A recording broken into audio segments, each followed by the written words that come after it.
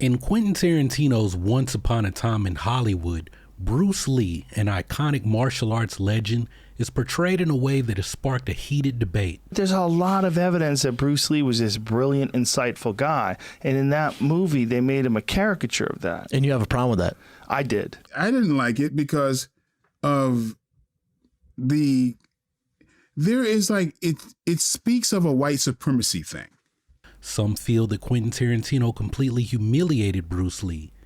And then he took it a step further when he appeared on the Joe Rogan Show and said that if Bruce Lee fans have a problem with the depiction, that they can go suck a dick. Well, Bruce Lee's daughter Shannon Lee isn't exactly one to duck any smoke coming from Quentin. In a recent interview, she punched back at Quentin Tarantino.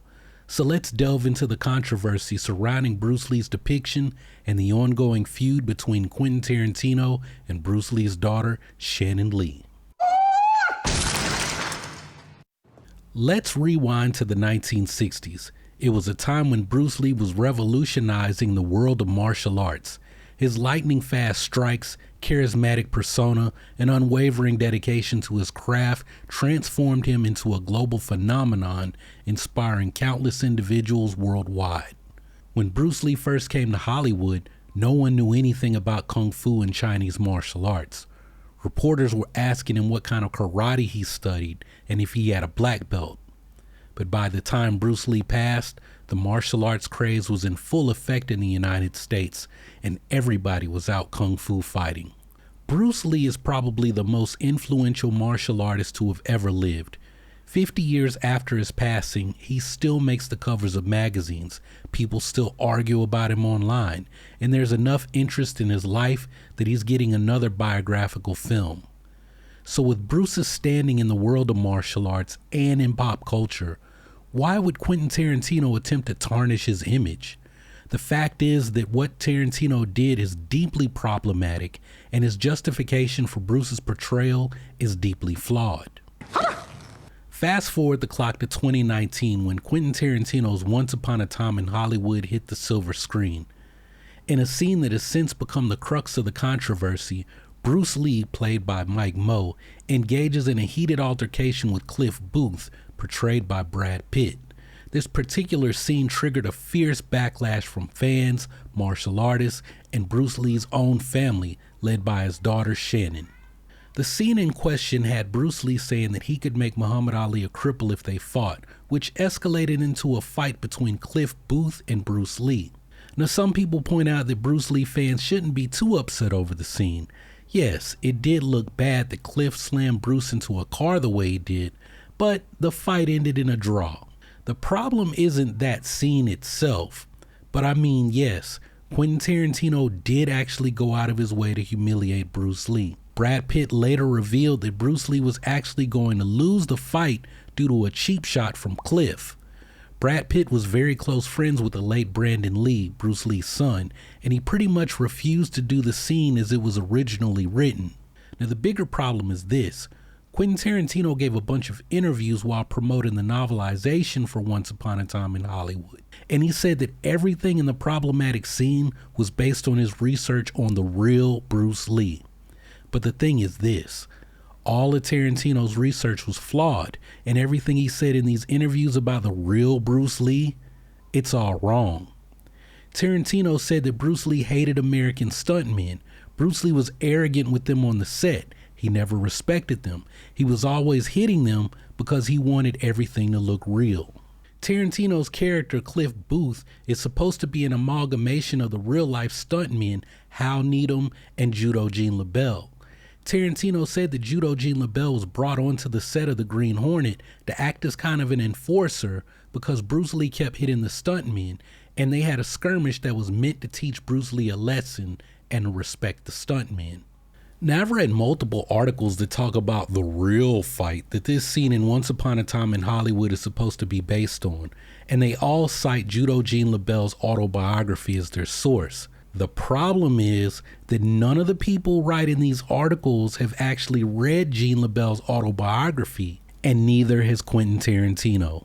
I know this because I read Gene Lebell's autobiography, and he doesn't say any of this nonsense that people have been repeating about a fight on the set of the Green Hornet, or about Bruce tagging the stuntmen. Benny Dobbins was the stunt coordinator on the Green Hornet, and he also doubled for Van Williams. Benny called Gene Lebell to take some falls for Bruce because nobody had ever seen anything like what Bruce Lee was doing. Half the time, the people on set were in awe of him, and he was moving so fast that a lot of the stuntmen didn't even know how to react to what he was doing. A lot of these Bruce Lee fanboys talk about how Bruce Lee was so fast that they had to speed up the cameras to film him. But the truth is that Bruce Lee actually had to slow down. For one, he was moving too fast for the stuntmen to react to him, like I already said. And the other thing is that, well, Kato wears black, and some of the scenes were shot outside at night. You literally couldn't see what Bruce Lee was doing. Now, is it true that Bruce Lee hit a few stuntmen? Yes, he did when they were working in the very early stages of the show. It's not like this was an ongoing thing. If Tarantino had actually done his research, he would know that when Bruce Lee was giving martial arts demonstrations with his students in Seattle back when he was just getting started, he also had a habit of hitting his students for real when he was too hot and he was fatigued. You can read about this in Jesse Glover's Between Wing Chun and Jeet Kune Do. But Tarantino didn't mention Jesse Glover's book as part of his research. On the Joe Rogan Show, he said his research came from Matthew Polly's book, Bruce Lee: A Life, and Linda Lee Cadwell's Bruce Lee: The Man Only I Knew. Well, the thing is, Matt Polly called out Tarantino on those comments, and he said that none of what Tarantino said is in his book. And it isn't, because I got the idea to start making Bruce Lee videos after I read Matthew Polly's book a few months after it first came out, like 6 years ago. Tarantino said the comment about making Ali a cripple came from Linda's book, and it is true. Bruce Lee did talk about the possibility of fighting Muhammad Ali one day, and he did say that outside of the ring, he might have an advantage because he can use his feet. But at the end of the day, Bruce said, hey, look at the size of my hands and look at the size of his. Now, how come Tarantino chose to disregard that part? Like I said, Quentin Tarantino's research that he used to justify that scene is flawed, and what he attempted to do to Bruce Lee's image, it is problematic. But the question is, well, why did Tarantino want to knock Bruce Lee down a few pegs just to put Cliff Booth over in the movie? The portrayal of Bruce Lee in this scene has been met with widespread criticism, with many alleging that it perpetuates harmful stereotypes about Asian people and diminishes Bruce Lee's remarkable achievements.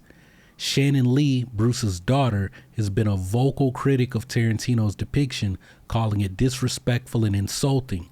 She went so far as to get the movie blocked from playing in theaters in China. Now, Tarantino, he could have apologized.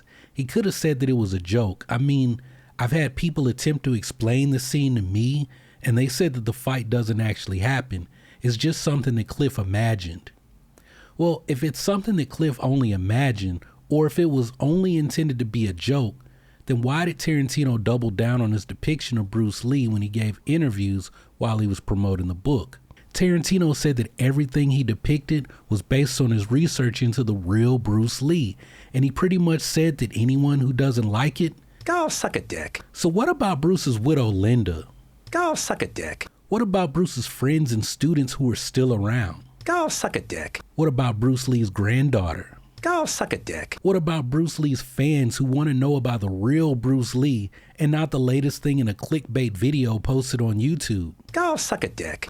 I mean, people like Donnie Yen, a very well-respected martial artist and action movie star who was inspired by Bruce Lee. I mean, the man has played Bruce Lee's character Chin Jin twice, and one of his biggest roles ever is playing Bruce Lee's teacher, Yip Man. Donnie Yen said in an interview that Tarantino was making fun of Bruce Lee, and he viewed the fight scene as cartoonish. Go suck a dick. It sounds to me like Quentin Tarantino can't handle getting pressed about his misrepresentation of Bruce Lee after people started to check him about deliberately lying or just doing a really poor job of conducting his research. See, the thing is, this fight is not a figment of Cliff Booth's imagination. I actually read the book, and in the world where Tarantino's movies exist, this moment happened, and it served two purposes in the story. Like everyone else has already said, it was supposed to show how capable of a fighter Cliff is, so that no one's surprised at the end of the movie when he prevents the Manson family murders. Now, the other reason this fight is there isn't actually explained in the movie. You pretty much have to read the book. See, Cliff gets basically blacklisted on the movie sets because of his fight with Bruce Lee, a fight that he was originally going to win. You know how Cliff is supposed to be this special ops soldier and this badass stuntman who doubles for Leonardo DiCaprio's character? If he's so badass, well, why is he pretty much a personal assistant who drives Rick Dalton around and lives at his house? He's fixing his satellite and doing chores around his house, like he's kind of mooching off of him. Well, it's because the fight got him blacklisted. Like I said, he really can't get any work, even as Rick Dalton's stunt double. Remember how I said the Cliff Booth character is loosely based on Hal Needham and Judo Gene Lebell? Now, I talked about this in another video I did on this exact topic, but to keep things short, Hal Needham was the stunt double for Burt Reynolds. In Tarantino's world, Cliff preventing the Manson murders causes Rick Dalton to have the career that Burt Reynolds had, and Cliff, look y'all know where this is going, he ends up having the career that Hal Needham had. The fight with Bruce Lee is what sets Cliff on his downward spiral, but it's also what allows for his redemption. So that's why Tarantino did it. That's how it functions in the story. But the question remains, why did he need to use Bruce Lee to set up this redemption story for Cliff Booth? I mean, there's a story floating around that Hal Needham beat up John Wayne. I mentioned it in that other video. So if Cliff beat up John Wayne while working on a Western, that would certainly have got him blacklisted. So why couldn't Tarantino use that story? Well, I think Tarantino intentionally wanted to knock Bruce Lee down a peg. People believe Tarantino's this big Bruce Lee fan because he says he was a big Kung Fu movie fan growing up. But Tarantino wasn't a Bruce Lee fan. He was a Bruce Lee fan. Bruce Lee meaning Ho Chung Dao, the Bruceploitation actor. You may call me Ho Chung Dao or James Ho, but I don't like people call me Bruce Lee. Tarantino wrote in a review of Soul Brothers of Kung Fu that Bruce Lee was his favorite Kung Fu actor growing up. He liked Bruce Lee more than Bruce Lee, and he believed that Bruce Lee was a better actor than Bruce Lee. People like to say ridiculous things about Tarantino's movies like Kill Bill contain homages to Bruce Lee, but it's not true. Some of that stuff may actually be homages to Bruce Lee's movies where he's playing a better version of a character that was originally played by Bruce Lee, according to Quentin Tarantino. Well, there's also the fact that the whole idea of Kill Bill being an homage to Bruce Lee is a straight up flawed thesis. But you'll have to wait on my upcoming video when I tell you why everything Nerdstalgic said is wrong. The truth is that I do believe Tarantino, for whatever reason, wanted to knock Bruce Lee down a peg just to tell the world that, hey, this Bruce Lee guy, he's not so great. And Shannon, well, she actually punched back at Tarantino in a recent interview promoting her own book. Shannon said, look, I've never met Tarantino. I don't know what his issues are with my father. Clearly, he thinks my father's cool because he's borrowed from him quite a bit. But at the same time, I think he's been told a lot of stories by people who have encountered my father and had a negative reaction. Those people may have found him to be overly confident or arrogant. And I have to say, in my experience, those stories are mostly from white men. I think Quentin may have been told a lot of those stories and he believes them. I think a lot of people looked at my father as uppity, you know? It's unfortunate because Tarantino's film has started this narrative in some places where some people are saying, oh, Bruce Lee was an asshole. Look, everybody can be an asshole sometimes. I can be arrogant and angry in my life. Is that something I would say I'm like generally? No, my father was not generally like that. He was extremely passionate and driven. The controversy surrounding Bruce Lee's portrayal in Once Upon a Time in Hollywood highlights the delicate balance between artistic freedom and historical responsibility. While filmmakers have the right to take creative liberties, it's crucial to approach sensitive portrayals with utmost care and respect. Quentin Tarantino wasn't at all respectful with his portrayal of Bruce Lee, and he neglected to do any actual research into who Bruce Lee actually was. It's like his research was limited to online message boards and YouTube comments.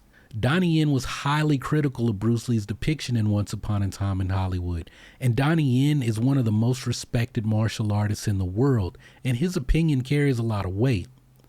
Robert Alonzo was one of the stunt coordinators from the movie, and he actually choreographed the fight scene between Cliff and Bruce.